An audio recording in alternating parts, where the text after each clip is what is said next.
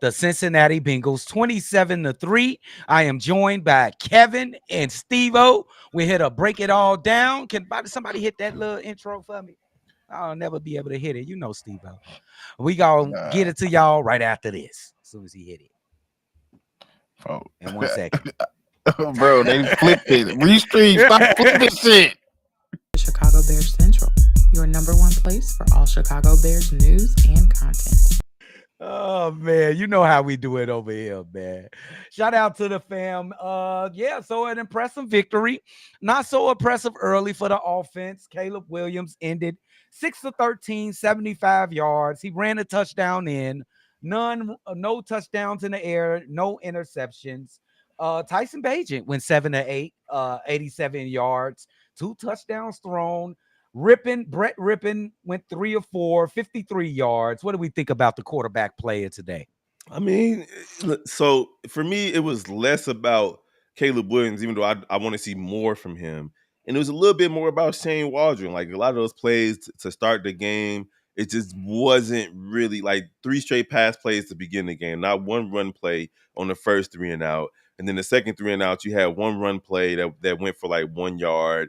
A couple of times where they could have called like a different set, especially on a screen pass that they threw. Like I didn't see any slants, anything towards the middle of the field until they got that last 2 minute drill from Caleb Williams to get the score. But so it's a combination of quarterback play and play calling that kind of led me to believe that the Bears left a little bit on the field today. What do you think of before Steve-O goes? What do you think of the rest of the guys and Brett Rippin and Tyson Bagent? Oh yeah, I mean, like these guys are fighting to see who's going to be the number two, and both of them are doing everything that they can. Tyson Bagent outshined Brett Rippin today. Brett He Rippin did. outshined him in the Hall of Fame game. Yep. It just is what it is. Those guys are just trying to see who's going to be number 2 and 3. I like what I saw from both of those guys, but Bagent had the edge today. He looked good. He He threw did. some passes that were downfield. That's not something that we're expecting. That we not expecting, but something that we're used to seeing from Tyson Bagent is him using that middle of the field. Good for Tyson Bagent, though. I know that he was feeling that heat. He was feeling that heat. Yeah. Steve-O? Yeah, I think much to what Kev said, like the play calling in the first quarter was much to be desired. A little shaky. Also, a little bit of shakiness in the second half. I mean, second quarter when it comes to play calls. But I just like that they was allowed to work themselves through it with the quarterback as well as the offensive coordinator. Because yeah, first time with each other, first time with them learning and going through some stressful moments, some irritating moments. We've seen out there that we seen out there that Caleb was getting like he was like physically frustrated. You see it all over his face, and I like that he was able to work through it, and even after those bad throws and some of those misreads, he still came out there, made some solid passes, made a pass downfield that was almost to the house, but they call it a PI, which Yeah. was from Tyler Scott. And then Houdini his way into the end zone. Houdini. And Well, I mean, straight Houdini his way to the end zone. the pass to So Rome was solid, and the catch by It Rome was was. solid too. it was. What about the other guys, Tyson and Tyson. He knew his job was in jeopardy, especially with the uptick in Brett Rippin in the first preseason game and Hall of Fame game, and Austin did his thing in that Bills game, so he knew that his job wasn't safe, and he had to show that he could push the ball downfield, and that's what he did today, coming away with 2 touchdowns in the air. Yeah. Okay. Overall, pretty good quarterback play today. Let's move on to the running backs. Kind of interesting way the numbers went today. I'm gonna just start off with Ian Willer. He only had 2 carries for 4 yards today, y'all. Velus Jones, 6 carries, 13 yards. And Khalil Herbert led everybody with 5 carries for 31 yards. What do you guys think of these numbers? And what do you guys think of Ian Willis should have got more fucking reps. Yeah, that's what I was alluding Why to. the fuck you gonna get this weak bastard 6 goddamn times to run the ball, and all you got was 13? Yeah. Yeah, I mean, I think the Velus Jones experience has been just tough, and the experiment itself has been tough. They putting this man all over the field, giving him chance after chance. But I wanted to see more from the running backs Ian. in general, in terms from like not just Ian, but just period play calling wise. I wanted to see more run plays called, just to see if this the offensive line is similar to how it's been over the last couple of years. Top 5, top 10 run offenses, and a lot of it has to do with Justin Fields. Breaking contain and getting up out of there and taking care of business. So like, can we still move the pocket, or can we still push the pile and get these guys an opportunity to run? Khalil Herbert looked solid. Like when he had his opportunities, especially when he reversed field, it was solid from him. Travis Homer didn't do much, nor did Velas. Ian should have got some more touches, but they didn't call many run plays at all. Like I didn't like what I saw from the play calling perspective on running the ball, especially on first down. Yeah. Especially when it was raining all day. Yeah. Yeah, it was kind of a weird. I don't like the discrepancy in carries between Wheeler and Velus Jones, but I guess they had a plan coming into it, and we blew them out anyway. So I don't even give a damn. So let's go out to the receiving before we get to a couple of super chats. I think we got one super chat. We had completed a pass to 12 different receivers today. Dante Pettis is leading the charge with 3 for 53 yards, 2 touchdowns. Roma Duzier with a big one with 45 yarder. You can also add in Tyler Scott pass interference. What do you think of the receivers today, guys? Yeah, I mean, these guys are going to have great seasons, whether it's the guy that only catch one pass or the guy that catch 100. It's about to be an interesting season as long as Caleb Williams stays healthy.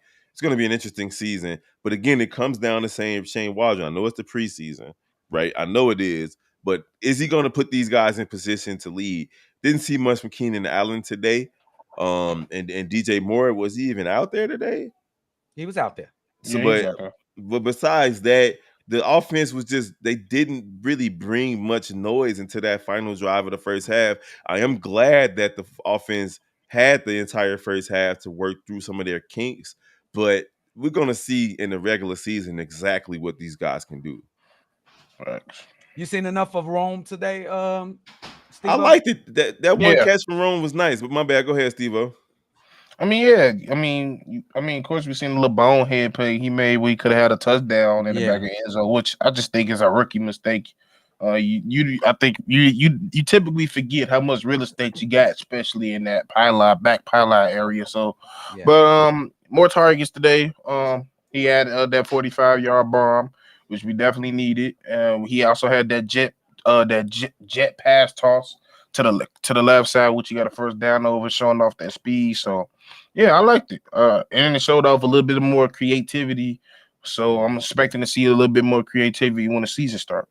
Y'all see Tyreek Hill made mention of Caleb Williams today on Twitter, if y'all missed that. Oh, really? What did he say? What did he say? He said Caleb Williams is nice. Coming of ... You know what he was trying to say.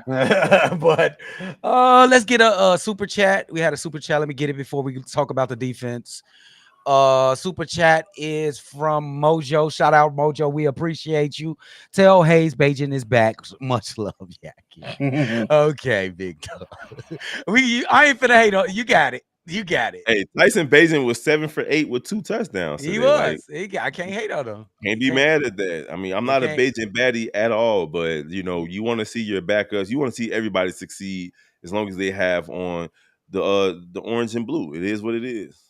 Okay, let's talk about the stars of the show, the defense, and an all strings, Avengers. First string, second string, third string. Everybody showed out. Talk about the defense, you guys. I mean, listen, you didn't see many sacks. You did get a sack from Spider-Man today. Kyler. But he wasn't, on the defensive line or the defensive ends side. He came from the cornerback and got that sack. We did get a couple of takeaways, a fumble recovery and an interception. And you had some batted balls as well. Pause. But these guys took care of business, man. Like everybody was out there fighting for their jobs. And honestly, if you a third stringer on this team, like you got to feel some type of way because everybody's playing well. It's like you're not gonna work your way up because the first string is doing what they're supposed to do, the second The string is second string's doing what they're doing supposed to do, You and the ain't third lying. string is doing what they're supposed to do. Like Like you it's got like ready coming in getting the 5 tackles today. right, You like know what I'm saying? He led the Greg team.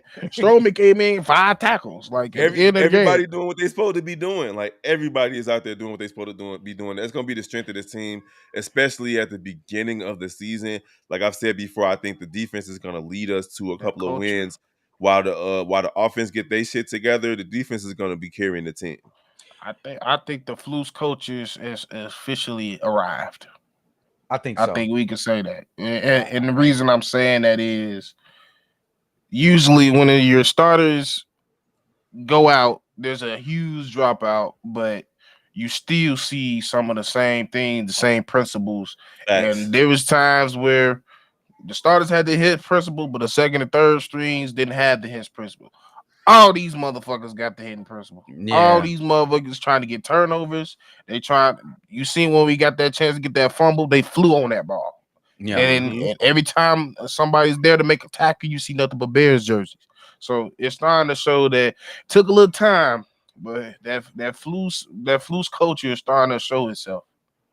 Okay, guys. These guys been nailing it right on the money and all of their analysis. I just want to talk a little bit about Javon Dexter's game today, because it was a little bit of discourse in the chat where they were saying he was a little underwhelming, maybe because they didn't see the flashiest plays. Can y'all tell them how good or how bad Javon Dexter was today?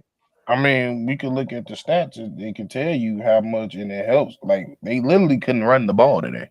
The most yards they had today, they ran 3 running backs, and nobody got past 30 yards. Mm-hmm. Like and they got multiple attempts. One had 8, one had 6, one had 8 attempts.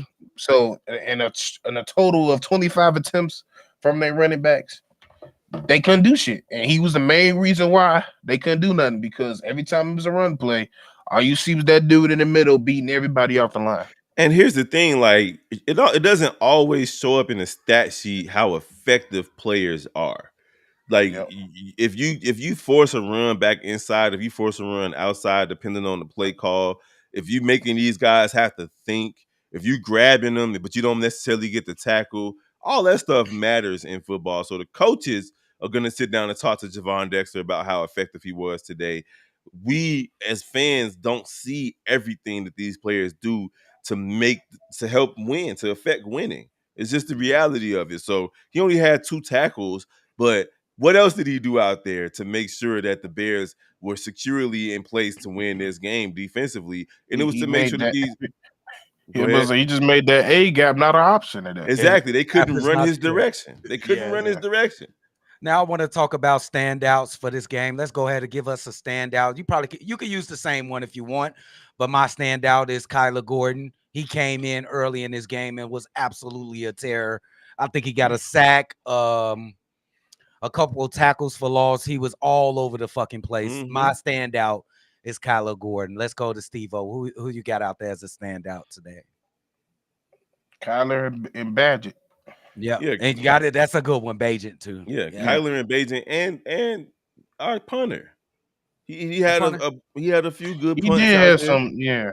That's a good punt. to affect field position, and I think people are salty about him How being picked. about how about special teams as a whole? Yes, Because that's another thing. Like last year, last 3 years, we was not known as a good special team. yes. And the last few games, we had been pretty good on the special team. So, But Kyler Gordon is easily the player of the game. 4 tackles, couple of tackles for a loss, a sack. You can't be mad at what he was really fired up to be out there on the field. And again, like, hey, I gotta give credit to the coaching staff as well. Yeah, Just in general, like the coaching staff, besides when the first unit offense was out there, you know, but the defense, the coaching staff they coached the defense up. The defense was ready on all phases, every string, first, second, and third. I want to shout out Jonathan Owens too. He was pretty good today too. Jonathan Owens. Anybody from offense besides Tyson? No. Dante Pettis. Dante Pettis had a solid game. Got to get 50 Pettis. yards, Yeah, 3 catches. yeah. Pettis was all right. Yeah, so It's a great win for Chicago. I don't know who we play next. Who we play next? Next year, it's the last game. I don't expect any starters to play. No. Just don't Chiefs. expect it. Chiefs, yeah, we're not playing next week. And We'll be here though. it's a Thursday night game. If It's I'm a not Thursday mistaken. night So game. it's an early week. Yeah. Yeah, okay. Yeah, Thursday night game, 7:20 Central.